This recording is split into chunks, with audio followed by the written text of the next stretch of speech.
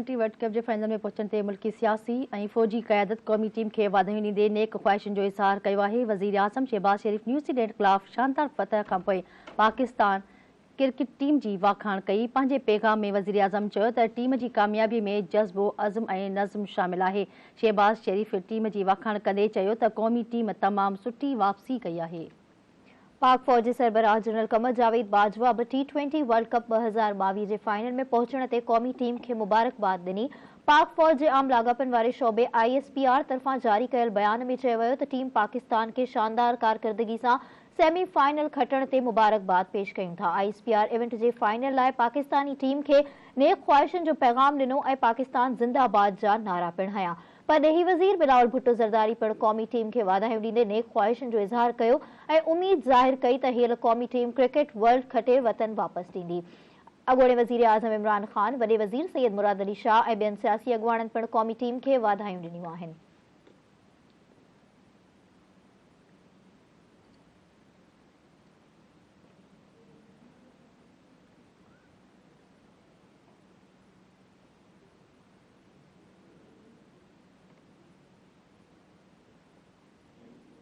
नाज़रीन, वज़ीर आज़म शहबाज शरीफ़ लंडन में नून लीग जे सरबराह नवाज़ शरीफ़ सां मुलाक़ात कई। ज़रियनि जो चवणु आहे त मुलाक़ात में वज़ीर आज़म शहबाज शरीफ़ मियां नवाज़ शरीफ़ खे मुल्की सियासी सूरतहाल समेत मुख़्तलिफ़ मामलनि ते एतमाद में वरितो।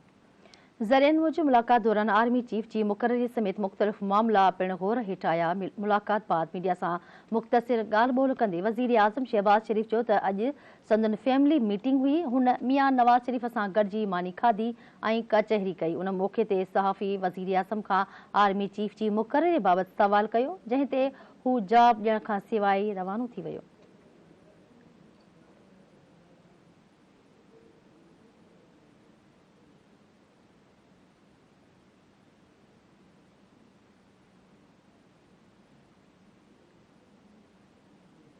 सदर doctor Arif Alvi supreme court of Pakistan में जजनि जी मुक़ररीअ जी मंज़ूरी ॾेई छॾी आहे।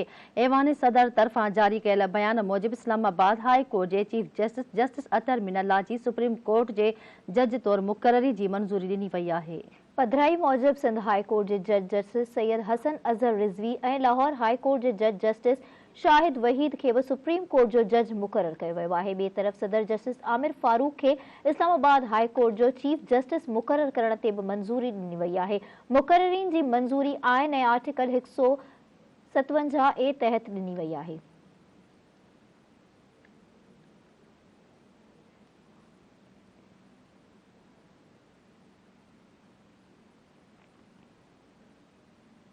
नाज़रीन, पाक फ़ौज जे सिपहसालार जनरल क़मर जावेद बाजवा फ़ौजी जवाननि खे ख़िताब कंदे चयो आहे त हू पंहिंजो ध्यानु सदाईं पंहिंजे पेशावराना फ़र्ज़ ते ॼमाए रखनि।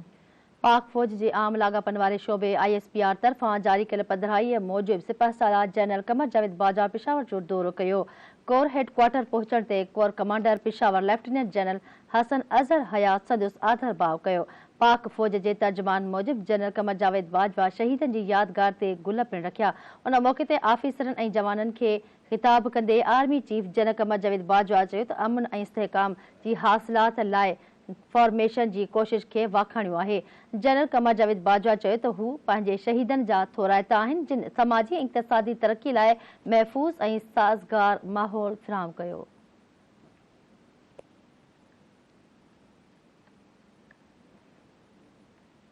नेब तरमीम वारे केस में जस्टिस मंसूर अली शाह रिमार्क्स ॾिना आहिनि त तहरीक इंसाफ़ जी हुकूमत अचे त हू पंहिंजी मर्ज़ीअ मूजिबि कानून ठाहे। सुप्रीम कोर्ट में नैब तरमीमनि ख़िलाफ़ इमरान ख़ान जी दरख़्वास्त ते ॿुधणी चीफ जस्टिस पाकिस्तान जी सरबराही हेठि 3 रुकनी स्पेशल बेंच कई। ॿुधणीअ दौरान इमरान ख़ान जे वकील ख्वाजा हारिस तरफ़ां गॾियल क़ौमनि, यूरोपी यूनियन ऐं अफ्रीकी यूनियन जी करप्शन तोड़ कन्वेंशन जा हवाला ॾिना, जंहिं ते चीफ जस्टिस चयो त अवाम मूजिबि करप्शन जा हवाला कुझु बेंच मार्क आहिनि, जिन खे बरक़रार रखणो आहे। चीफ जस्टिस चयो त मूंखे कंहिं ॿुधायो त हाणे UAE बि मनी लॉन्ड्रिंग जे कमज़ोर कानूनीअ जी जे करे ग्रे लिस्ट में आहे। अवां केस में बुनियादी हक़नि ते ॻाल्हायो। वकील चयो त करप्शन सां बुनियादी हक़ मुतासिर थियनि था।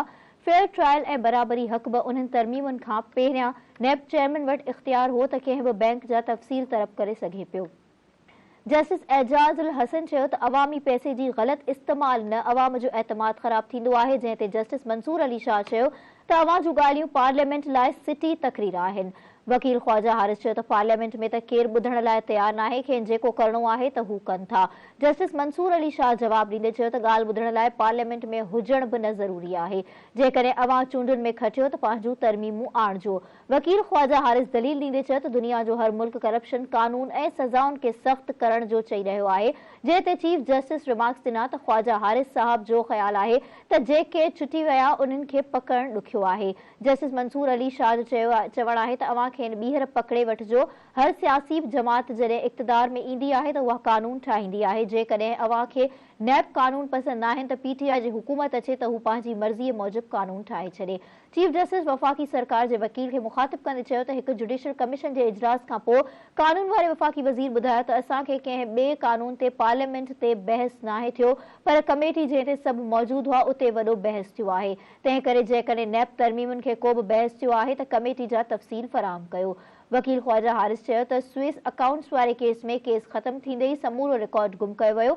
नैब रेफरेंसिस में बि असली दस्तावेज़ न हुअण सां जवाबदार बरी थिया ऐं नैब चई छॾियो त असां कुझु नथा करे सघूं। जेकॾहिं 31 ख़त्म न थिए हा त इसाक डार वापसि न अची सघे हा। अहिड़े क़िस्म जी तरमीमूं फ़ाइदे लाइ कयूं वेंदियूं आहिनि। जस्टिस एजाज़ुल हसन चयो त क़ौम तौरु असां सभु अफोर्ड कंदा आहियूं। रोज़ बरियत लाइ दरख़्वास्त अची रहियो आहे। जस्टिस मंसूर अली शाह चयो त जेकॾहिं केरु आइन कंदो त अवाम खेसि वोट न ॾींदो। छा अदालत पार्लियामेंट खे कानूननि में तरमीमूं करण खां रोके छॾे?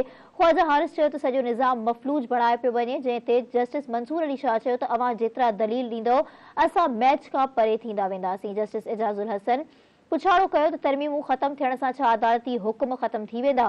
जंहिं ते वकील ख्वाजा हारिस चयो त सुप्रीम कोर्ट कानून खे न बहाल करे सघे थी।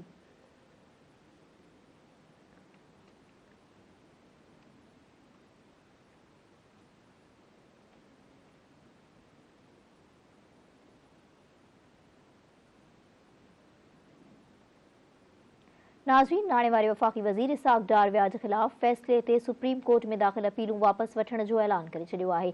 इस्लामाबाद में मीडिया सां ॻाल्हाईंदे इसाक डार चयो त स्टेट बैंक ऐं नेशनल बैंक वफ़ाक़ी शरई अदालत जे फ़ैसिले ख़िलाफ़ सुप्रीम कोर्ट में दाख़िल अपीलूं वापसि वठंदे वफ़ाक़ी शरई अदालत व्याज ख़िलाफ़ फ़ैसिलो ॾिनो हो।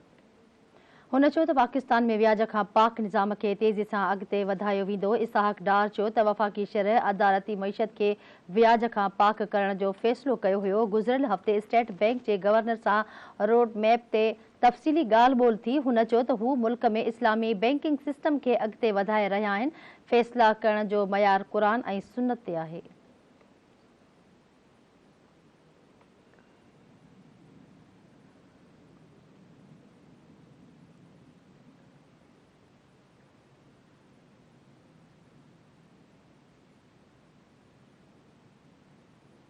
सिंध हुकूमत रबीअ लाइ हारियुनि खे विझ ऐं भाण ते 5000 रुपया रियायत ॾियण जो फ़ैसिलो कयो आहे। जॾहिं त वर्ल्ड बैंक 25 एकड़ ज़मीन रखंदड़ हारियुनि खे सब्सिडी ॾियण ते राज़ी थी वई आहे। वज़ीर आला हाउस में वॾे वज़ीर सैयद मुराद अली शाह सां वर्ल्ड बैंक जे 13 रुकनी वफ़द जे कंट्री डायरेक्टर मिस्टर नाजीब जी सरबराही में मुलाक़ात कई। मुलाक़ात में सूबाई वज़ीर शर्जील इनाम मेमण, मंज़ूर वसाण, मुकेश चावला, इम्तियाज़ शेख, मुर्तज़ा वहाब, रसूल बख्श चांडियो ऐं ॿियनि लाॻापियल सेक्रेटरी बि मौजूदु हुया। मुलाक़ात दौरान वॾे वज़ीर वर्ल्ड बैंक जी कंट्री चीफ खे ॿुधायो त सिंध हुकूमत सूबे जी हारियुनि खे ॿिज ऐं भाण ते 5000 रुपया फ़ी एकड़ जे हिसाब सां रियायत ॾियण जो फ़ैसिलो कयो आहे। जॾहिं त आलमी बैंक अॻु में ई 25 एकड़ ताईं ज़मीन रखंदड़ हारियुनि खे सब्सिडी ॾियण ते राज़ी थी आहे ऐं सूबाई हुकूमत 25 एकड़ खां वधीक ज़मीन रखंदड़ हारियुनि खे सब्सिडी फ़राहम कंदी। हुन चयो त रबी में हुननि ख़ासि करे कणिक पोखण ऐं तरजीह ॾिनी आहे त जीअं ईंदड़ साल कणिक जी तलब खे पूरो करे सघिजे। येलो लाइन मंसूबे जे रूट बाबति ॻाल्हाईंदे वॾे वज़ीर चयो त खेसि मौजूदा ॼाम सादिक पुल जे इंफ्रास्ट्रक्चर जी सूरत-हाल बाबति आगाह कयो आहे ऐं संदन मुकमल मरम्मत जी सिफ़ारिश कई आहे, जंहिं ते अटकल 5.3 मिलियन डॉलर लाॻत ईंदी।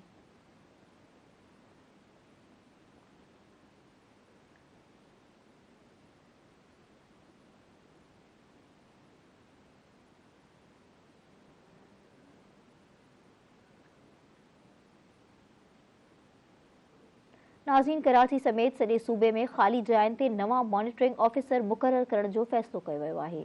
तालीम खाते सिंध में मॉनिटरिंग सिस्टम खे वधीक फ़ाल बणाइण लाइ नवां ऑफिसर मुक़रर करण जो फ़ैसिलो कयो आहे। तालीम खाते मूजिबि 3 दर्जन खां वधीक तालुकनि में मॉनिटरिंग ऑफिसर मुक़रर कया विया आहिनि। तालीम खाते जे चवण मूजिबि कराचीअ जे 6 ज़िलनि में नवां मॉनिटरिंग ऑफिसर मुक़रर कया विया आहिनि।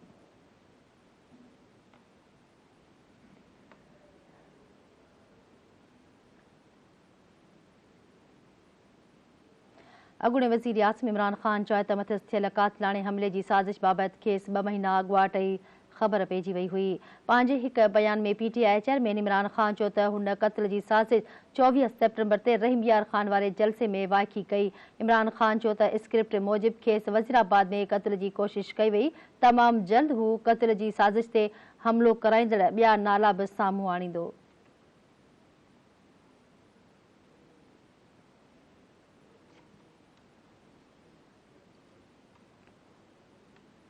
इमरान ख़ान चयो त स्क्रिप्ट मूजिबि खेसि वज़ीराबाद में क़त्ल जी कोशिश कई वई। तमामु जल्द हू क़त्ल जी साज़िश ते अमल कराईंदड़ ॿिया नाला बि साम्हूं आणींदो।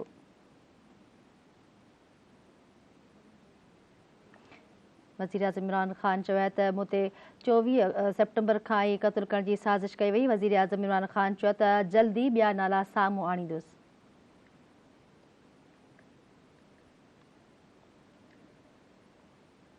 वज़ीराबाद में पाकिस्तान तहरीक इंसाफ जे लॉन्ग मार्च दौरान अॻूणे वज़ीर आज़म इमरान ख़ान जे कातिलाणे हमले जी जांच लाइ पंजाब हुकूमत जी JIT जोड़ण जो फ़ैसिलो कयो आहे। पंजाब काबीना जे अमन अमान बाबति कमेटी जो इजलास पाकिस्तान तहरीक इंसाफ जे सूबाई वज़ीर राजा बिशारत जी सदारत हेठि थियो। इजलास में घरू सलाहकार उमर सरफराज चीमा, चीफ सेक्रेटरी अब्दुल्ला सुंबल ऐं ॿियनि शिरकत कई। इजलास दौरान इमरान ख़ान ते थियल हमले वारे मामले जी जांच लाइ JIT जोड़ण जो फ़ैसिलो कयो वियो हो, जंहिं जी सरबराही एडिशनल IG हाई वेज़ रियाज़ नज़ीर कंदो, जॾहिं त ॿियनि मेंबरनि में लाॻापियल इदारनि जा नुमाइंदा शामिल हूंदा।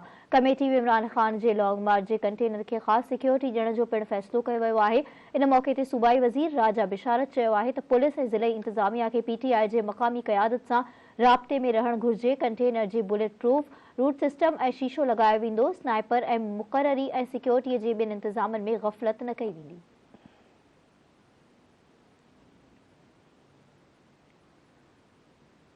नाज़रीन, PTI अगवार फवाद चौधरी चयो आहे त रावलपिंडी पहुचण जी तारीख़ में हाणे काई तब्दीली न कई वेंदी। पाकिस्तान तहरीक इंसाफ जे मरकज़ी अगवान अॻूणे वफ़ाक़ी वज़ीर फवाद चौधरी चयो आहे त रावलपिंडी पहुचण ते तारीख़ तब्दील न थींदी ऐं न ई उन में का फेरफार थींदी। समाजी राब्तनि वारी वेबसाइट ते पंहिंजे जारी कयल बयान में फवाद चौधरी चयो त तहरीक इंसाफ जो हक़ीक़ी आज़ादी मार्च सुभाणे ॿीहर शुरू थींदो। उन सिलसिले में अॼु गुजरांवाला ऐं लाहौर डिवीज़न जी ज़िम्मेवारनि सां मुलाक़ात ऐं गॾिजाणी बि थींदी। हुन चयो त रावलपिंडी पहुचण जी तारीख़ में का बि तब्दीली न थींदी ऐं इनशाअल्लाह इमरान ख़ान नवंबर जे 3 हफ़्ते रावलपिंडी में हूंदो।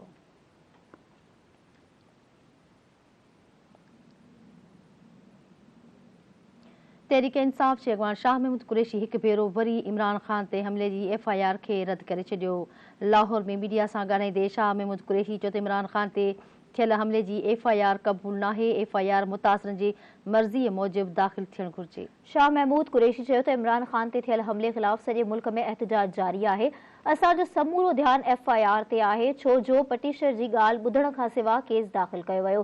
जेसीं ताईं राणा सनाउल्ला वेठो आहे, इंसाफ़ नथो थी सघे। हुन चयो त सुभाणे खां लॉन्ग मार्च जी शुरूआत वज़ीराबाद खां थींदी ऐं हर सूरत में लॉन्ग मार्च पंहिंजी मंज़िल तरफ़ पहुचंदो। असांजो लॉन्ग मार्च पुरअमन आहे, कंहिंजी धमकियुनि खां ढुञण वारा न आहियूं।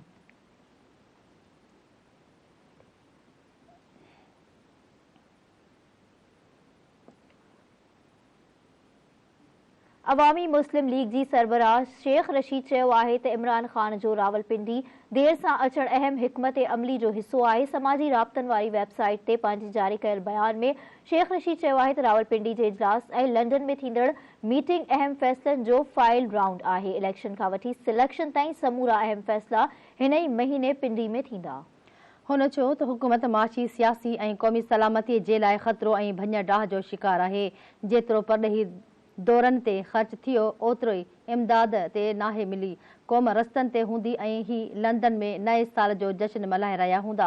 शेख रशीद जो चवणु हुयो त इमरान ख़ान जो रावलपिंडी देर सां अचणु हिकु अहम हिकमत अमली जो हिसो आहे, जॾहिं त FIR न कढजण जो तानो ॾींदड़नि जो सियासी लगड़ काटा थियण वारो आहे।